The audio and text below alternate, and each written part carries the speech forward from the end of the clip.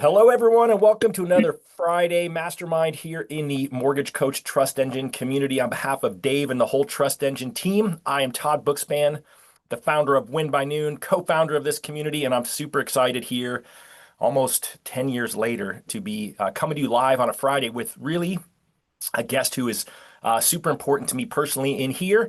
But before I bring him on, I've got to bring on my co-hostess with the mostest, none other than the founder of Plug and Play SM, Deborah Bird, wearing her Halloween costume. I was going to say happy Halloween, everybody. Yeah. And last I was really day, shocked you weren't wearing a Halloween costume. I did text our guest to see if he was going to wear one, and I didn't think he would. I was like, all right, we haven't connected as much over the last couple of years, but I'm really excited. We've got Steve Scanlon on as our guest. He'll be coming up momentarily, but Steve is the founder.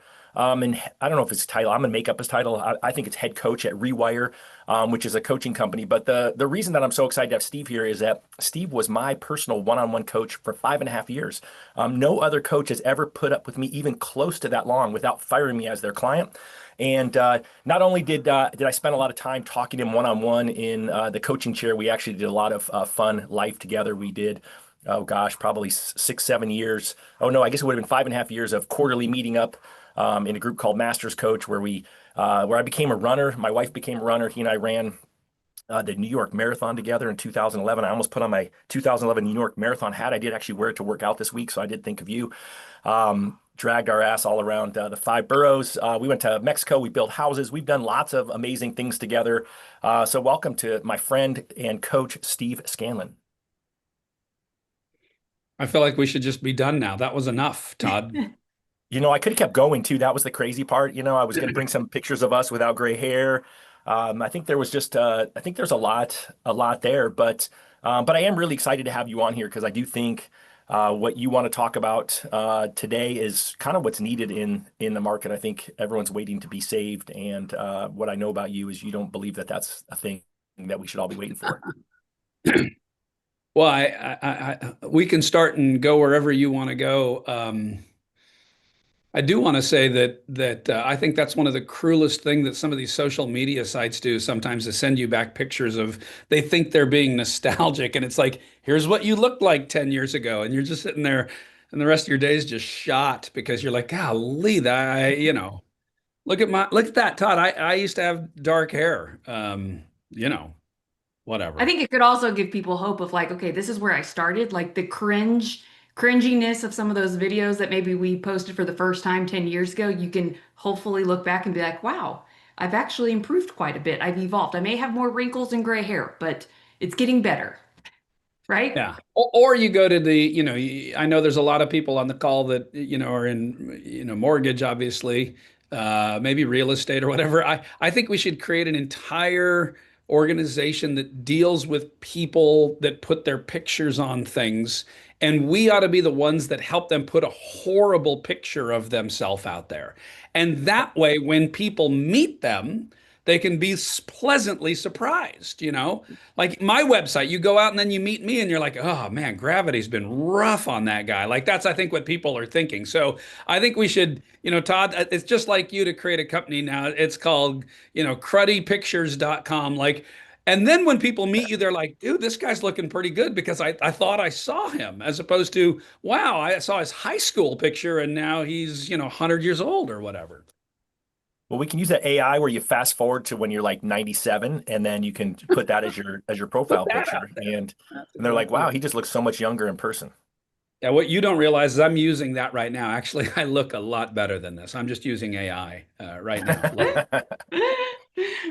Well, I can appreciate that, and so I think I think one of the things that I took away in all of our years of coaching, was the fact that you always just talk to me straight, right? The word you used a lot when I would get on the phone with you was deflection, right? I would always try to avoid the thing I didn't really want to talk about, which was what I didn't do that I was supposed to do, and I would deflect that with some other conversation about life, and then you as my coach would bring me back to, hey, let's actually talk about the stuff that we're doing or we're supposed to do, and let's figure out how to take action. Do you kind of see that as one of the challenges that loan officers have? They just don't really have they're not planted in the reality of what of doing the things they know they need to do in order to move forward. Um, yeah, But I don't know that unfortunately, I don't know that I would stop at loan officers. I mean, I know that's who's on the call, but I think you just sort of identified humanity. I mean, I don't know that people do that in general. I mean, deflection happens a lot in sales around the world, right? Or just people, leadership, whatever. People deflect. Um, if everybody did everything they know they should do, we would, I feel like John Lennon, right? We would live in a really, imagine a world where people didn't use the word should, right? And we can be like John Lennon and envision a world where we didn't say should, which by the way, in the four stages of learning, right? If you remember that from our time, or maybe you've coached people on the four stages of learning or not. Do we give content right out of the gate? Do you want me to go through the four Let's stages do of it. learning? Let's do it. Well, anytime Educate you us, so anytime master. you learn anything, you can learn to ride a bike, you can learn a new computer program, you can learn whatever, how to be a dentist. People go through four stages. The first stage, and you've heard of this, you guys, is unconscious incompetence. That's stage one. You don't even know you don't know, right? And actually, ignorance is what? Bliss. Yes, it's a great stage to not know Uh-huh. you don't know. Unfortunately, then people read a book, they get coaching, they go to training, they hear something external happens to somebody, and then you get into stage two, which is conscious incompetence. Now you know you don't know, right? And that's the stage that you say should in. I should go to the gym. I should get into social media. I should be using AI more than I'm using. I should. You can only use should in stage two because the only time you can use should is if you have an awareness of, you can't use should in stage one. You don't even know you don't know, right? And then if you do the work that we do, Todd, and you do probably, and you can get to stage three, which is conscious competence, right? So we've gone from unconscious incompetence to conscious incompetence. Now you know you don't know, to conscious competence, where but you have to stay aware of something. And then if people on the call are into deductive reasoning, you can figure out that stage four is unconscious competence. You know something so well, you're not even dedicating any energy or awareness to it. And you hear that in sports all the time, right? Like Michael Jordan was unconscious, or, whoever. Um, and you can be so good at something that you don't even, you're not even really aware of it. I actually think in business most of the time, believe it or not, stage three is the best stage, not four. Because unfortunately, that model is less sequential and more circular.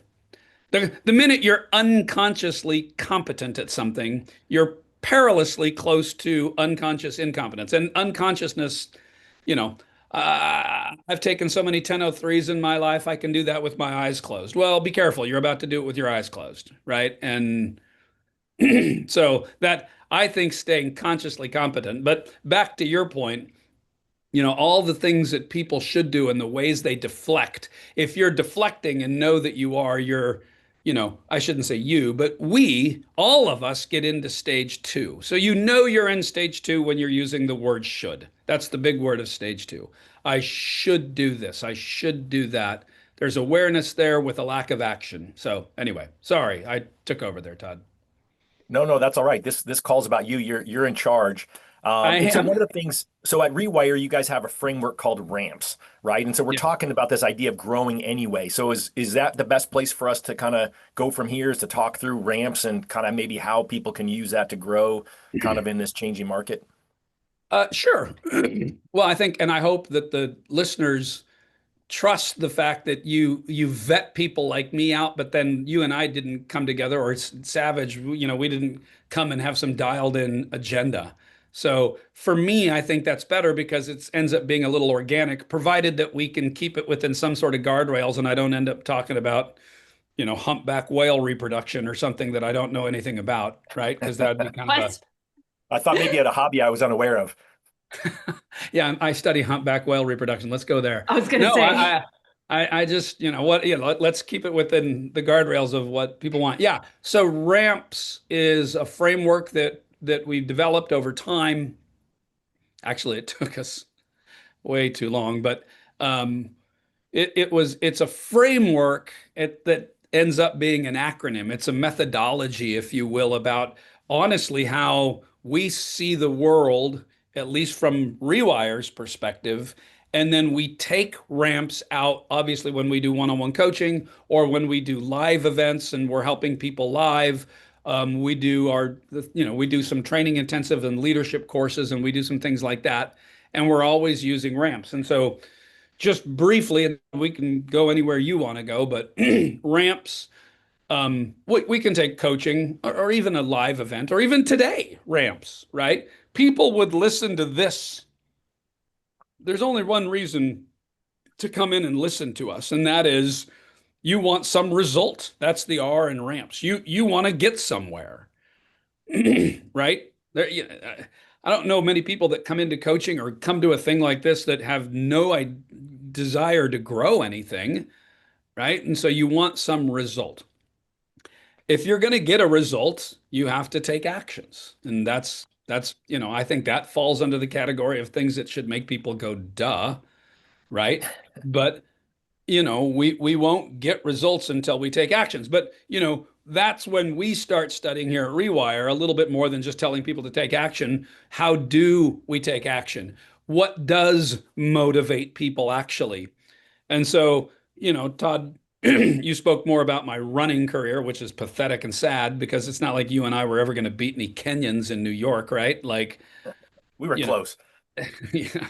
No one ever looks at me and is like, oh, that guy looks like a runner. I've never once heard that in my life, I'm 4'20" and like, well, it's sad. So anyway, I don't even know. Did you run faster than me that year? I think I fell apart in 2011, didn't I? You may have, but I think I still was like an hour behind you. So Oh, I remember that being a rough one. Anyway, we digress. For the record, that was the last one I did. well, I weird. It ran was the first 15 and last for me marathons, too. and that was the last one. I ran 15, and it was over. Okay, so how do we take actions? What do we do? What motivates us? I'm remembering in this moment, or Daniel Pink's work, Drive. Right? Anyone that wants to read about the science of motivation, I think that's a good book, and he wrote it, 15, 16 years ago or whatever it was. I really like the subtitle of that book, which is The Surprising Truth About What Actually Motivates Us. Right. And so he fleshed out some things that I thought were super interesting way back when that I'm still using from an action perspective. Because a lot of people want to get results and they know they need to take actions. But one of the questions is, how do I take action? You kind of brought that up with what we jumped off on. So the M in ramps is mindset. And if I could, Todd, I'd pause here. For the last really, I don't know, call it 13 years of my life, I've dedicated my vocational life to the understanding as best I could of a very specific part of neuroscience called neuroplasticity. Almost every day of my life, I'm studying something in neurobiology. I study neurochemistry. I'm just so fascinated by it. I've got Dr. Daniel Siegel's certification in interpersonal neurobiology at UCLA. And so I've been fascinated about how the brain works, specifically as it pertains to performance. And so, I'll give you a cool thing about mindset. You and I, because, I think people on these things don't want to hear the same old, same old. So I'll tell you something shocking. And then I don't know, this might be the thing that you hang up on me, like we're done here and you don't want to talk to me anymore. Accountability with regard to action. You ready for this? Yep. Is a waste of time and actually detrimental for people. And every coaching company out there or organization that says it wants a culture of accountability ought to rethink that because it's actually horrible for people and is hurting more people than it's helping. How about that?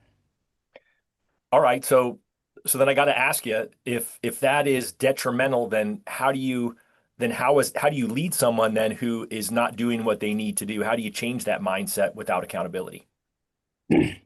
Well, that's as close to the $5 million question as anyone's ever asked me. Like, first of all, if I had a comprehensive, really quick, just do this. Like, believe me, I wouldn't be on your call right now. I'd own my own island. I'd live in Australia or something like that. That's a very, very You'd be on good with Oprah, is that what you're saying? question. I'd own Oprah if I knew the answer to that.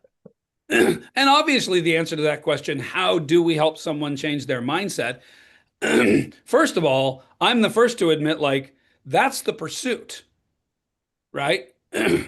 um, that's the pursuit. But know this, changing mindset is not an easy thing and it's not simple. It's not structured and it's not prescriptive. And that's what makes the M in mindset in our ramps model both kind of unique in terms of what we're trying to help people do is, change the way that they think. Because that's a little tagline around us. You really can't act differently until you think differently. Okay. And so for all the people out there that are, leaders in organizations that wake up every day and think, what we need to do? We just need to get people to act differently. Behavior modification, and trying to give you from the neuroscientific perspective, at best is short term. And Todd, even you and I used to do this, like, I want you to do this by Friday, by noon.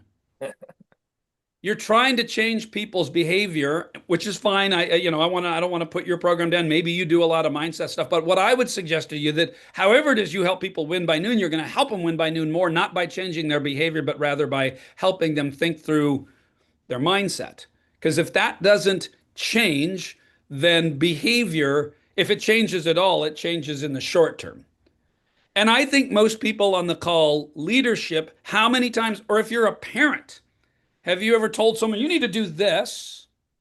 And then a week later, you're telling them again. And then you get frustrated and then we get mad or upset with people because it's like, how many times do I got to tell these people to do this?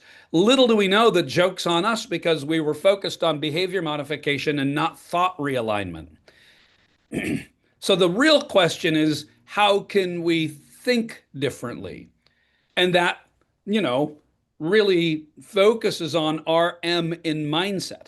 But in case there's people that logged off because they thought, if you tell people that accountability is a waste of time, that's very jarring for some people because they've based their whole life on thinking, I'm going to help hold people accountable.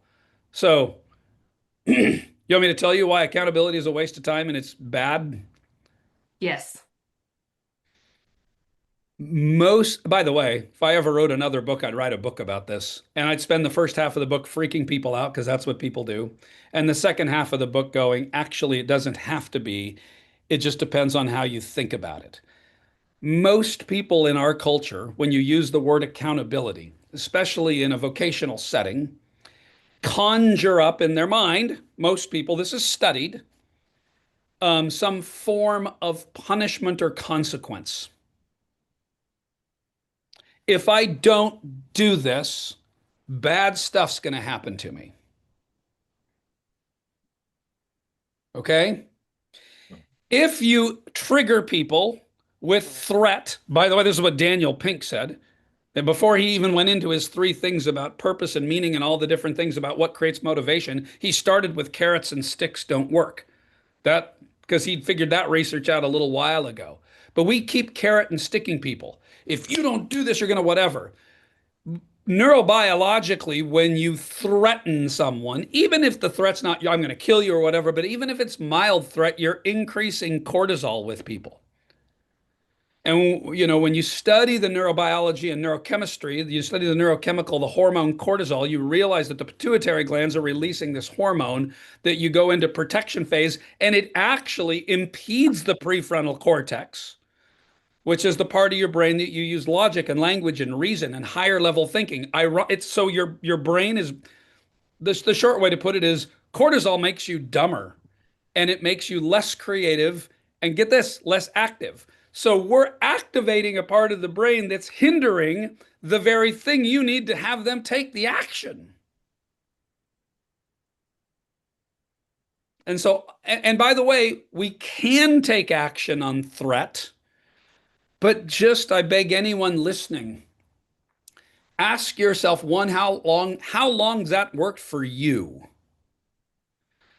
Now, if you're running across the street over there and you're about to get hit by a car, for God's sake, scream and yell and threaten someone, because it does work with short-term action. But most of the people on this call, I would suspect, are going, wait a minute, I want to have a better career. I want to grow my business. I want to do stuff. I want to have better relationships. I want to figure stuff out. I want to get into AI, whatever it might be. And that's long-term stuff that we want to grow. And cortisol and increasing threat on people is not an effective way to have people take long-term action. At best, it works in the short run, and it's not typically very effective. So the second half of my book would be saying, provided as a leader or as a parent, you can somehow figure out how to work with an individual and tie accountability to love, care, and concern and not threaten consequence, it can be okay. So there you go. I feel like I Waiting for should. Deb to say I something feel really like I smart. Science should. teacher Deb. I feel like I should shut up for a second. Sorry. Go ahead, Well, no, Deb. it supports the fact that I like to reframe my candy addiction, which are sprees, and so I just label it as fruit. And so when I eat the red spree, I just tell my mind and I say, this is healthy for me. This is nourishing my body. I'm trying to does that count or no? Well, that gets into a whole nother part of the mindset element that we work on. And I know you're kind of laughing, Yeah. but what's really funny about that is that gets into a part of the brain that we refer to as narrative circuitry. So Mm. Dr. David Rock, he's a really famous neuroscientist. He's South African. He started an organization called the Neuro Leadership Institute. And Dr. Rock did this big study on this, and he basically contrasted these two parts of the brain that he referred to as narrative circuitry and direct experience. Direct experience is what's actually true, Deborah. So, Mhm. I'm sorry to tell you, red sprees are not fruit. That's reality. And so, but Yes, you can override that reality with a narrative. right. Which we And often do in reverse, right? Like we say negative things, which isn't well, that's the maybe the whole point to real. study. Yeah. We have in our clients, when you hear people going, oh, realtors are all, whatever, or the market's this, or rates are that, or inventory's this, effectively, that's a narrative. Mm, Now, there are, the saying, perception is what? reality. Reality. Okay, well, from a neuroscientific perspective, reality is reality. And Hmm. your perspective of it may or may not touch it. I don't know. But we all have narratives, and learning how to reframe a narrative. I like your usage of it. Sure, you can tell yourself any story to justify something, but interestingly, that story could be more powerful than reality. Hmm. And how many people out there, and Todd, that is what we probably should get to today. Like in the last 2.5, 3 years of this mortgage winter, what is your narrative? What are you saying to yourself? What do you wake up and say? And so, one crucial thing that we've been, that I've kind of dedicated because I've studied cortisol so stinking much. I will tell the group this: worry, if you know any worriers, Todd, in your life, but worry, um, anxiety, concern, fret, pick a word. Those things probably have clinical differences.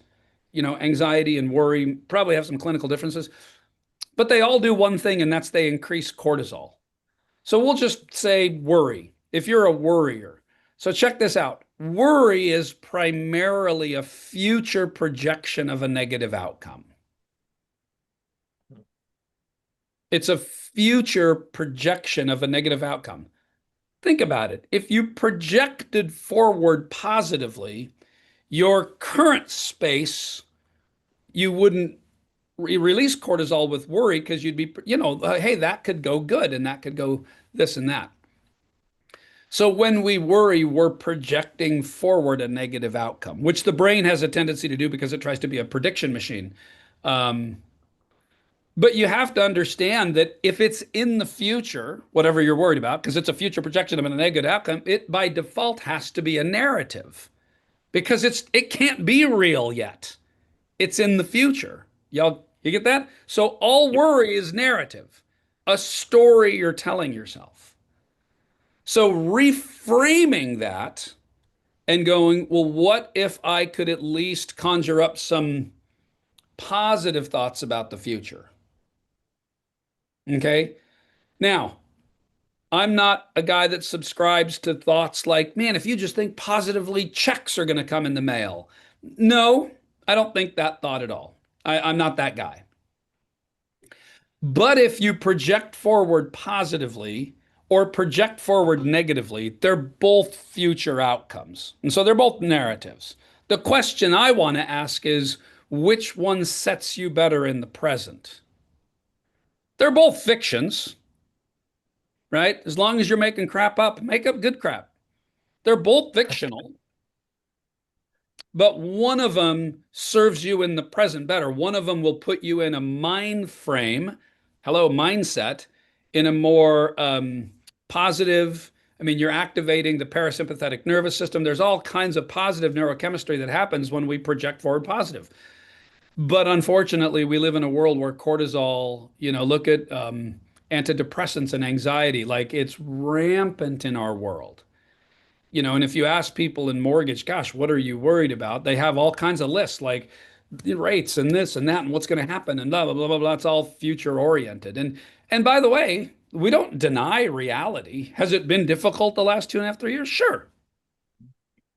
Right? Like I'm not a denier of reality. It's just that how we project forward. So anyway, look, Todd, results, actions, mindset, that M in mindset for us, the ramps model, M, we dedicate a lot of our energy to M. Yes, we know people want results. We know they got to take actions. What's their mindset?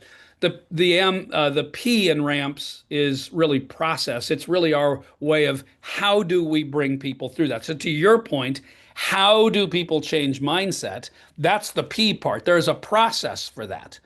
But here's the trick.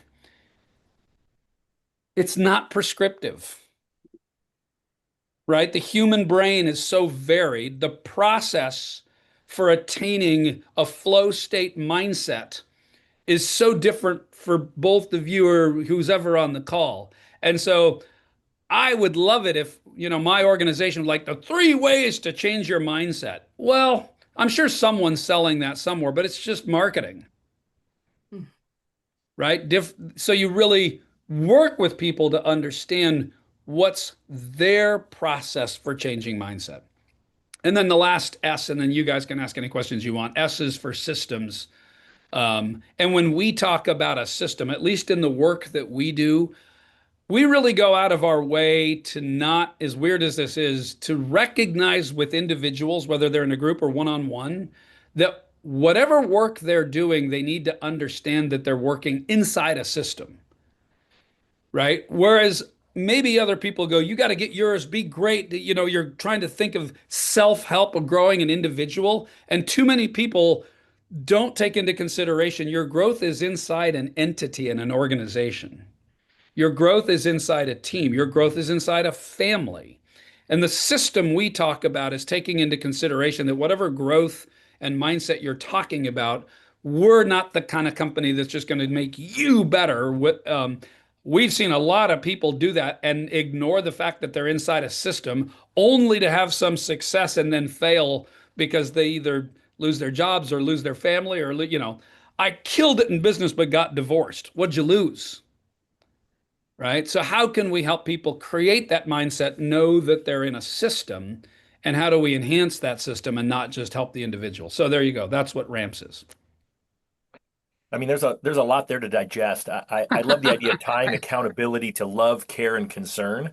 I think that's such an interesting change of perspective, right? The reason I love the mindset piece so much is I can remember I went through a class at Keller Williams called Bold, where they spent a lot of time talking about mindset, and they really focused on it during this. I forgot how many weeks it was, but we met every week, me and a bunch of real estate agents, and it was really the first time I felt like I was in a room of people that really were thinking about how do we change this idea of how we think in a more positive way. So I've always loved that that's a big push for you guys over at Rewire, because I think it's such an important piece. But it's kind of funny when you say that that accountability makes people think of punishment or consequence. And I just think I know so many people that I love, you call this mortgage winter, that are really struggling. Their fear has been, I see a lot of people selling their houses, selling their fancy cars, because they haven't put themselves in the right financial position. And I always view like that should be that to me, that should be enough motivation, to get someone's mindset to take the actions that they need to take. But it doesn't seem to always work. I mean, I definitely see people on a day-to-day basis that I know really well, and I just can't figure out in my brain, why they're not more motivated to make, more than minimum wage in the mortgage business. We're all So, speechless about that one, huh? well, but there's a question behind that, and that is if losing your fancy car, or your house, or loss isn't the motivator, which again, that can be your subjective, contextured experience. But as it turns out, it's neurobiology. Loss is not a long term motivator. It's a short term motivator, right? You don't want to lose stuff, but it's not a long term one, which is, you can't believe that. Like, I've said that in groups throughout the years. I'm trying to be sort of funny when I say it, I suppose, but like I tell people I got a lot of questions for God, right? Like one of my questions is, why did you make fat taste so good? Deb, you should figure, we should ask that one together. Why? What, you couldn't have made celery taste like that or something else? Like, thanks for that. Like, no, Spruce. Could bacon spruce be and a cream fruit? and cheese, right? Like, thanks for that. But I've got another question that's along those lines. And again, this could cause people to log off your show. I don't know. You ready for this one? Why did we ever have to motivate 100% commission salespeople? That was exactly my point, right? I mean, that was a motivation to me. I'm embarrassed to say it, but I was definitely financially motivated. I did a business vision with you and I had a life plan I wrote with you. And I was motivated also to see those things that, you could call them goals, dreams, whatever they were, this future vision. And that pulled me forward. And certainly the financial piece is what helped me achieve those things, especially because you wrote the book Reality and Hope, right? And it was all of your blogging, you can correct me if I'm wrong about this, during kind of the financial crisis. And I just remember, spending lots of time, talking through that because I was in a bad financial position at that time from the poor planning that I make fun of other people for now. So I don't do it in a negative way because I was there before. I just learned from my mistakes going forward. But I do feel like you have to have that thing you're trying to, that vision for your future, that's a positive future, certainly to get there, right? You can't count on fear to be that motivator. Yeah, and Todd, you didn't know that this was going to turn into intervention for you. But Well, I was always worried. I knew there was always a chance with you, Steve. it's an intervention. Little did you know, even back then, because I mean, dude, that was so long ago for me. Like, then again, I'm the guy that I don't remember what I necessarily did on Monday, but that was a long time ago. And I remember even then, you think you were money motivated, and little did you know what we were pulling a big Jedi mind trick on you. Because I was studying mindset even back then. You weren't money motivated. You were motivated by what you were doing with your daughters and Tara and all that you wanted to do. And I let you think you were being money motivated. Meanwhile, we were actually tying it to some bigger thing that you actually wanted. And I didn't find you money motivated. I found you motivated by something bigger than that. And yeah, money is there, and it's there, but it wasn't your big motivation, whether you want to think so or not. Well, I appreciate Todd, do that. you I have, mean, or both? Oh, go ahead. no, you go. Do you think for some it's because they've either achieved the dream that they first had and they've now have the fancy car and the home and they've hit the 100 million mark where they're not learning to have new dreams to chase, so they get bored, and how much of that impacts the drive? Because I feel like a lot of people have fallen out of love with what they do, or they see themselves as, I should be achieving this by now. I've done all the right things. My database should be doing this. I don't want to go back and be the newbie and like grind again. So it's that avoidance of pain because I see myself as here and I don't really have anything else that I'm reaching for. Like, does Well, that get in the you're way? again, you're asking questions that are the $15 million question in just fancier ways, right? When you say, do you think it's this or that? Unfortunately, we could stay on this call till we're blue in the face and not figure out what it is because it varies depending on the individual's experience and their thing. And to your point, we so want to get and go, man, if we could figure out what it is and we just solve it, it's different for different people. What you described was some form of complacency. I've already Hmm. got the stuff, right? Or some narrative that people have about, I don't want to do that all over again, which is, by the way, a narrative because a lot of people think I don't have the energy to do that. So, from a coaching perspective, I get to share with people actually, you do have the energy, provided that we can help you with your narrative.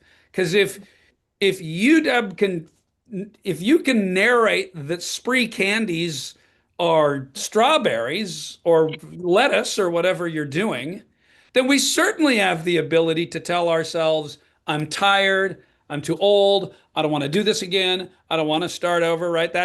There's that quote out there that we keep trying to find. Maybe someone can find it for me and send it. I seriously can't find. If I take another year to try to find the author of this quote, I'm going to take it myself because I can't find it. I thought it was Dale Carnegie, but we can't seem to find it. It's this: success in business and in life consists not only in this pursuit of excellence, but also in the humble willingness to start over. You will start over many, many times. So, how many people on the call need to hear that, right? We need to start over. I need to start over. I'm in the midst of starting over. Now, starting over requires energy, right? Mental energy. And so, of course, I'm sorry to tell everybody this, but after all my study about the brain, I can definitively say one thing about the brain. We are fundamentally lazy. It is a survivalistic mechanism within the brain to not dedicate energy to something. That, for the most part, defines habituation and why we create habits. The brain tries to create habits, good, bad. It actually doesn't care. If it can relegate something to a habit, it doesn't have to dedicate a lot of energy to it anymore. And that's the goal. I don't have to dedicate energy to it. So when you look out at your work and your career and go, I can't believe I got to start over. That sounds like energy. Well, what if you could reframe that narrative and go, you know what? I totally have the energy to start over. Right? But the reason I like that quote so much because it talks about the humble willingness to start over. And from humble, that sounds nice, right? Well, think of the word humiliation. Do I got to like call on these people again or do that? And what if the answer is yes? And guess what? It's okay. And guess what? Maybe you're still really good at it. And guess what? You've done it before and proven that it works. But if you want to leave, Eric, you just keep going, I'm too tired. I'm too old. I don't want to do that again. I feel like I've earned my way out of that and whatever. Okay, well, whatever narrative you make up, you know, you're going to keep the spree candy company alive with your narrative. You're going to rue the day you ever told me that. I'm going to use that I forever. actually have to order in bulk from Amazon. I have a problem. I need an intervention. It's bad. I think that's amazing. I think that's amazing. I want to real quick give a quick commercial for Dave's new Instagram and TikTok channels, Uncommon LO, because I do think a lot of people the narrative is that nothing's working in this market, that everyone's having a down year. But what Dave continues to do on there is put short clip videos, 1 to 2 minutes of loan officers who are actually doing more business this year than they've ever done, and talking through the strategies that they're using. And so I think it's, kind of encouraging when we all think everything is doom and gloom. I shouldn't say we all. Some of us think it's doom and gloom, and I want the reality to be the reframe to be that we can be uncommon and we can kick some serious ass. Yeah. And we're seeing it too. I mean, we working with a lot of people who are having great years. But here's the trick. I think sometimes people hear that and go, okay, well, that's just a different narrative and you're making stuff up and it doesn't feel real to them. And for so I want to step back and go, there's a paradox there. Like you can't have a 500 basis point increase in a 6 month period of time and live to tell about. Like that's brutal. You can't go from 2 3/4 to 7 and whatever. You can't, right? Is it has it been more difficult? Objectively, when when the MBA or Fannie or whoever put out, here's the mortgage volume, it's less. But check this out, it's still a massive number. And there still is work out there. And we're not even, I want to get past this idea of the technical components. And we can talk about that if you want, technical versus adaptive, because that's a huge element of mindset that might really illuminate for people. That comes as close maybe as I do as a how to. I'm happy to do that if you want. But we're not denying reality. I just want people to hear that. My program is not about coming here and we're going to pretend that all has been great. No. No. How can we both accept reality for what it is and still narrate futures for what could be? And that's a trick for a lot of people. And, I don't know anything about Dave's thing, but I like the uncommon LO. I think that's really great. And I do think it takes an uncommon mindset. But here's this: attainable. You can do it. I wouldn't own a company called Rewire if I didn't think people could rewire the way that they think. And again, that's neurobiologically accurate. This idea that you can't teach an old dog new tricks is, by the way, like scientifically inaccurate, because we reframe, we rechange the brain. That's what neurogenesis is all about, not to mention reconnections happen all the time. But guess what? You can disprove all the neuroscience by believing everything that you think and not wanting to change. So you can disprove a lot of the neurobiology by your own choice. But we can change and we can grow, and we see it all the time. And it's really an amazing deal when people do. So how can people get on this path? Like, the A in ramps is action. And, certainly, obviously, getting a coach or rewire is an action people can take to move forward. But what are kind of some other ways that people who are like, okay, this totally resonates with me, I need to envision this new future and what it could be? Like, what are some simple steps that people can start taking today? I swear There's no one size fits all, right? I swear you got trained by Savage to ask that question. I don't know No, when you I guys just have been made doing that this up for 8 myself. years. Sorry, but that's all right. But I've hung out with Savage for a long time on these You two Friday are calls. peas in a pod. I want you to know that I tell a story, which by the way is a narrative, I'm sure. I've been telling a story about an interaction that I had with Dave Savage like 5 years ago around this topic. There could be people on the call that were part of it. I've told the story for so long, it ends up being, I don't even know what's true anymore, but it ends up being good folklore. It's like the fish, it was this big. So I want to tell you the meta story, the story about the story, because it really gets back to your point, Todd, because you just did it again. Now you've given me a fresh new, coat of paint on a new story that I can tell. I did a thing with Dave. I don't even know when it was. He's going to probably chime in somewhere because he's on a plane or whatever listening.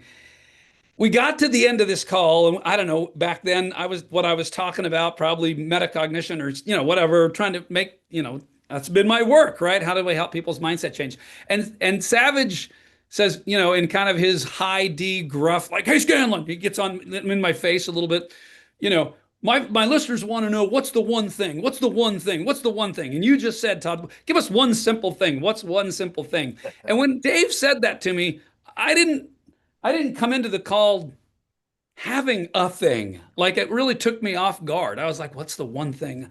And I tried to tell him, like, dude, like, the work that we do is fairly comprehensive. To Deb's point, like, there's no one size. I don't know one thing. But Dave was so adamant, like, come on, man, one thing. He must have watched that movie, City Slickers, the one thing, right? You ever seen that movie? Like, you got to figure that out.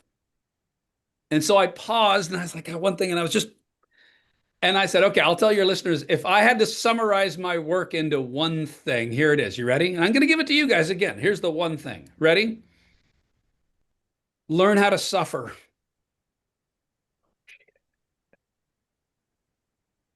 And there, like you, there was this big pause, and I'll never forget. Dave, now, this is part of my story. Dave paused, and he was like, "Hey, is there another thing you want to tell the group?" Like, he didn't, that wasn't, there was something unappealing about that. But here's the deal. I think there's probably unnecessary suffering and necessary suffering. When you get into how do I frame a different mindset? How do I tell a different story? Narrative circuitry, metacognition, the work that we do, when you actually begin to change a little bit about how you think about something, it is a form of suffering. It's not easy to do. And you were thinking this and now you're going to think that. That, believe it or not, in the scientific world, it's called cognitive dissonance, right? Now I'm thinking this and I used to think that, and it's a form of suffering. If we don't embrace the difficulty of mindset change, then we keep looking for easy answers somewhere else. Just give me the 1, 2, or 3 things I can do now to have mindset change. I can't. Now, there are some things that we can do, right? As an example, we can start to learn, and to your point, I'm glad you glossed over that. Yeah, hire a Rewire coach. Get a coach.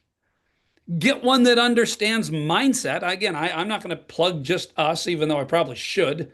You know, it's what we do. Every one of my coaches is certified either through the International Coaching Federation or the Neuro Leadership Institute or CTI.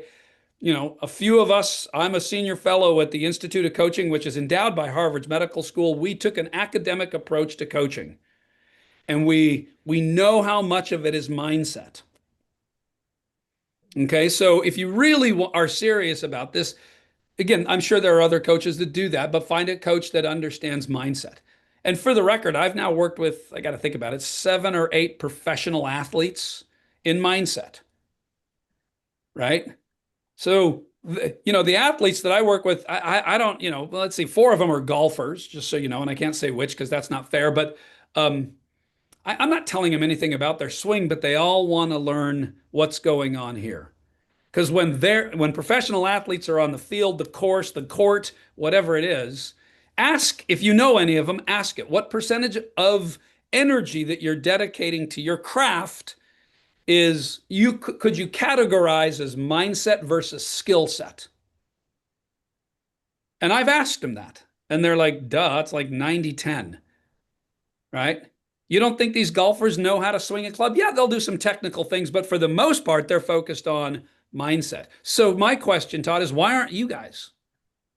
Why aren't we? Why aren't you see yourself as an athlete? What is your mindset? To get that right, your career could just go boom. And I would suggest that's what we do, and that's what's going to make an uncommon loan officer. Unfortunately, too many people in this business keep coming back to, you know what I need? I need a better script. I need to know how to say this. I need to figure out my time block. Whatever. And it's all this technical My stuff. CRM, my database. Yeah. And those things are okay. Meanwhile, we're focused on all this technical stuff and the adaptive stuff, and our mindset's not changing. And we keep searching for, like, the way I put that is we're digging in the wrong place. But I'll tell you this, technical stuff like that sure sells better. Mm-hmm. You want to give someone 5 easy ways to create 3 simple steps or whatever it is?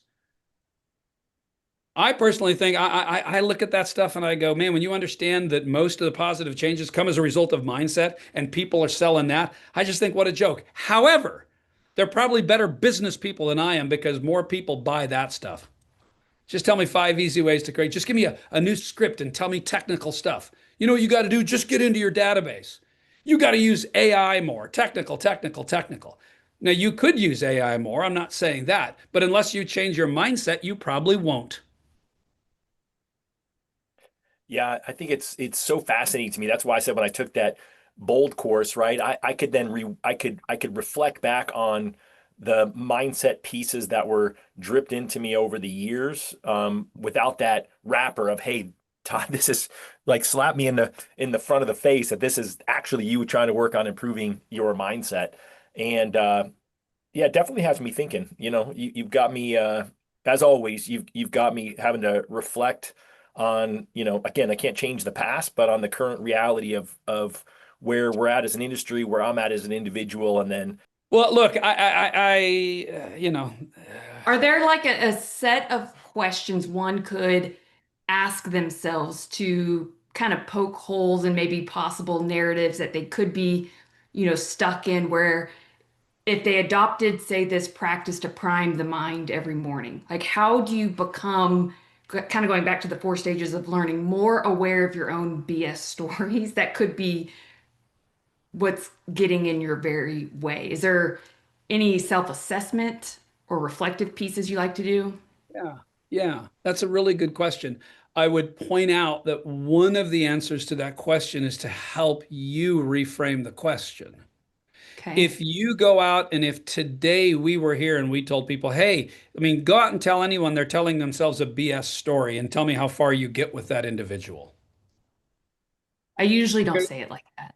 No, but we might to ourselves Mhm. and we might to other people. And so when you work with narrative circuitry, one of the tricks is to understand that narratives are there for a reason. Mhm. And how can we begin to hear a narrative, ready for this, without judging it? So the goal isn't to judge the narrative as right or wrong or good or bad, but instead recognize it for the narrative that it is, right? And that's a lot of the work that we do, especially around anxiety and worry and fear, because unfortunately in my coaching, that's taken a whole shape. Because by the way, if you can't get people past that, you can't have a functional enough brain, and all the technical or adaptive stuff you give them in the world won't matter because their brain's dedicating so much energy to worry and fear or anxiety or whatever it is, right? So if someone's worried about the future, you would think good coaching would be to tell them, don't worry. Right. And I point out, like, have you ever in the history of ever gone up to someone who's worried about something and told them, hey, don't worry about that? And has that person ever once in human history go, you know what? Thank you. I was going to keep worrying about that until you said not to. Now I think I'll just stop.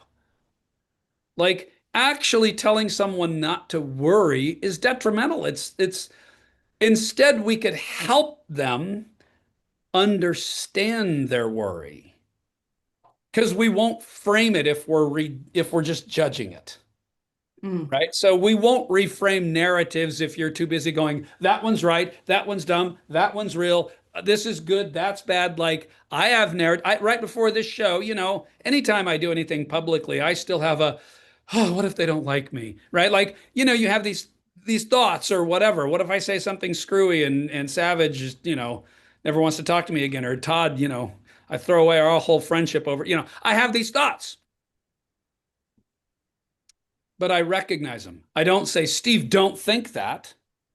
I like, whoa, interesting. What an interesting thought. And so, I practice this work as much as I coach it as best I can. And so, what I've learned over time, and this is we have a whole subset of our work in mindset that we refer to as metacognition and teaching the skill of metacognition. If you want, here's my one thing. I'll give you a one thing with regard to, because you guys both want to pull out something tangible. Otherwise, this talk sounds sort of esoteric, right? And I do agree that like, no, how do we tangibilize this? And my work is doing that with people. Again, when we're coaching people, we don't just talk about it. Like, how do you tangibilize it? If there's one thing I would have everyone do, and this isn't new, this isn't like whatever, but learning to still your mind through meditation. I tell people if you knew what I knew about meditation and the neuroscience behind it, you would never not meditate once for the rest of your life, every single day, even for 10 minutes.